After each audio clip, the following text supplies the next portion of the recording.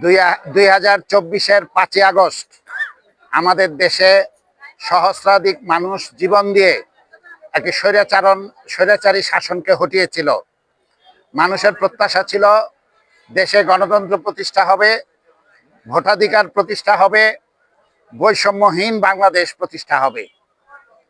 সেই আন্দোলনের ধারাবাহিকতায় এদেশের জনগণ আবার একটা ভোট দেওয়ার সুযোগ পাচ্ছে আগামী 12ই ফেব্রুয়ারি। আমরা প্রত্যাশা করব এই নির্বাচনটি বিগত স্বৈরাচারী শাসনের সময়ের নির্বাচনের যে অভিজ্ঞতা, সেই অভিজ্ঞতা মানুষকে দেখতে হবে না। মানুষ একে অবাধ, নিরপেক্ষ, সুষ্ঠু নির্বাচন এবার দেখতে চায়। আমি নির্বাচন কমিশনের প্রতি এবং সরকারের প্রতি আহ্বান জানাই, একে অবাধ, নিরপেক্ষ, সুষ্ঠু নির্বাচনের জন্য প্রশাসন যাতে কার্যকর পদক্ষেপ গ্রহণ করে।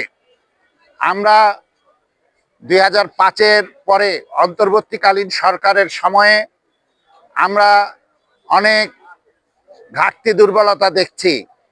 আমরা দেখেছি এই অন্তর্বর্তীকালীন সরকার দেশের সন্ত্রাস, নৈরাজ্য দূর করতে পারেনি। আইন শৃঙ্খলা প্রতিষ্ঠার ক্ষেত্রেও এ সরকার ব্যর্থতার পরিচয় দিয়েছে। আমরা নির্বাচনে সরকারের এই ব্যর্থতা দেখতে চাই না। আমরা বিগত সময়ে যে সংগ্রাম আন্দোলনের মধ্য দিয়ে জনগণের অধিকার প্রতিষ্ঠার আন্দোলনকে এগিয়ে নিয়ে গিয়েছি, জনগণের অধিকার প্রতিষ্ঠার জন্য আমাদের দল বাসদ আমরা সবসময় রাজপথে ছিলাম। আমরা আগামী নির্বাচনকে জনগণের অধিকার প্রতিষ্ঠার একটি মাধ্যম হিসাবে দেখতে চাই।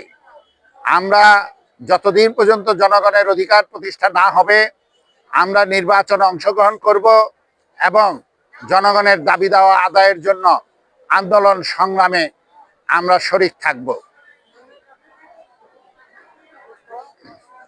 আজকে আমরা মনোনয়নপত্র জমা দিলাম।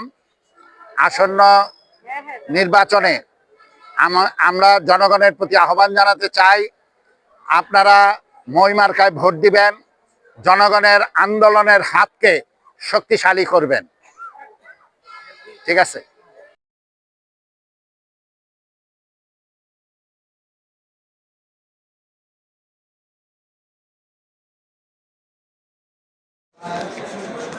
বাংলাদেশের সমাজতান্ত্রিক দল বাসদের নারায়ণগঞ্জ জমা দেওয়ার জন্য আসছেন।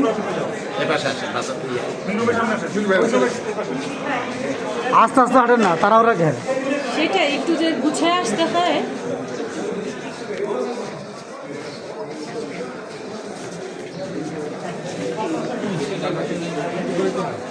কোথায় এনছি